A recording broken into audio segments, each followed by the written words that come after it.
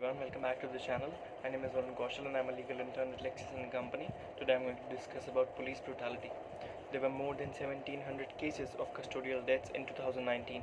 According to a report, in a movie, if the lead actor does some violent act or fake encounter, viewers encourage it. According to most of the viewers, the work of police is not only to maintain law and order but to punish the criminals. A few months back, a father and son died due to custodial death in Satakulam police station in Tamil Nadu P.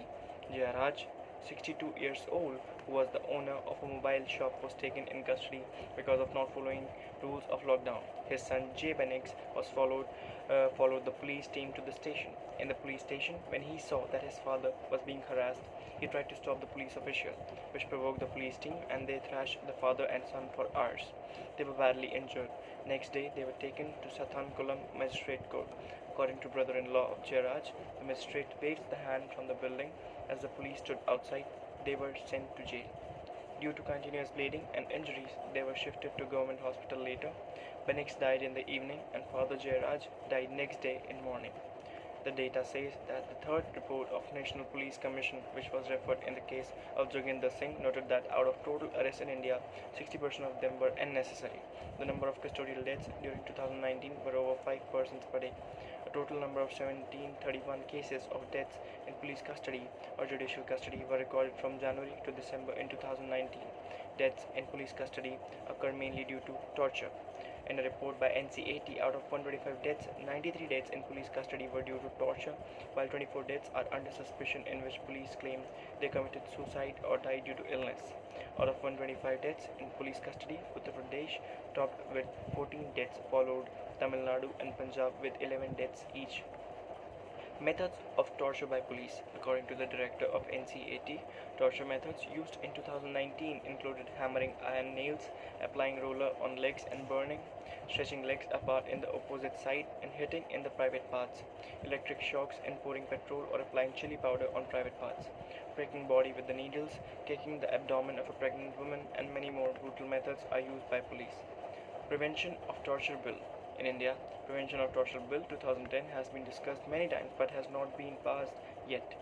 Globally, it was started in 1975 by United Nations Convention Against Torture 1975.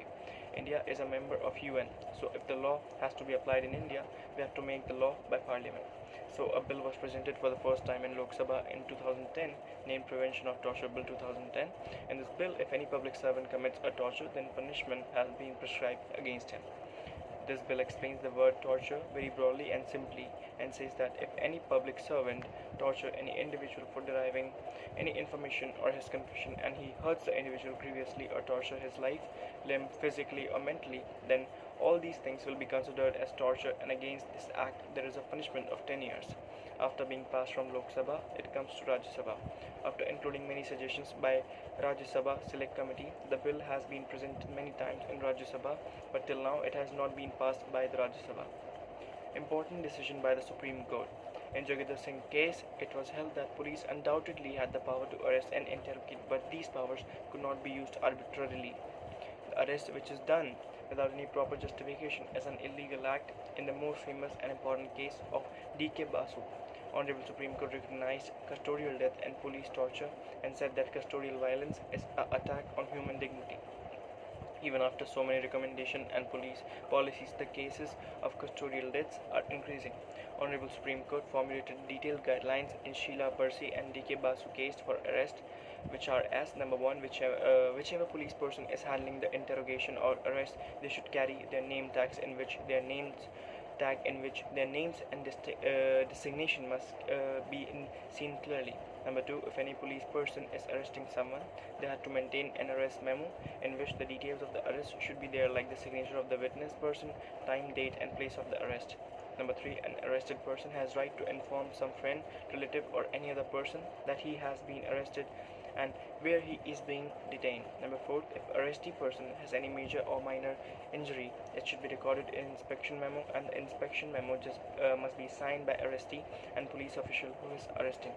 Number 5. The arrestee must have a medical examination in every 48 hours at the time of detention, and this medical examination must need to be done by an approved doctor on the panel. Number 6. Copies of all documents must be sent to area magistrate, and the arrested person has a right to meet his lawyer. Number 7. The obligation to produce the arrested person before a magistrate within 24 hours in section 41A to 41D, 50A, 54A, 55A, and 60A were added in the Code of Criminal Procedure with the hope that the process of arrest would become more transparent and the arrested person would have extra safeguards. So why custodial deaths often goes unpunished? As per the report of NCRB, only 28 cases of custodial deaths were investigated out of 70 cases in 2019.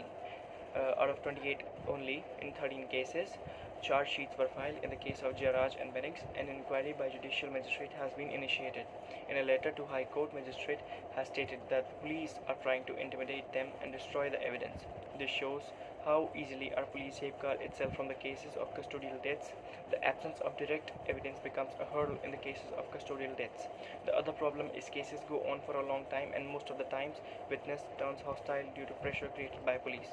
In conclusion, I'd like to say that even after the guidelines on the basis of different cases by Supreme Court, then also the cases of custodial violence are rising. Many people thought that without torture, truth cannot be taken out from the person. On the other side, if police, whose duty is to maintain order and law, uses torture, then it is unacceptable at all. It is right that police work under so much pressure and many other problems, but police has no right to torture an innocent and helpless person by ignoring the law. The main work of police is to protect the society by maintaining law and order, not to punish someone or taking revenge. There are courts to punish the criminals. There is a need to bring reforms in our system so that no anymore Jairaj and Benix lose their life because of custodial death.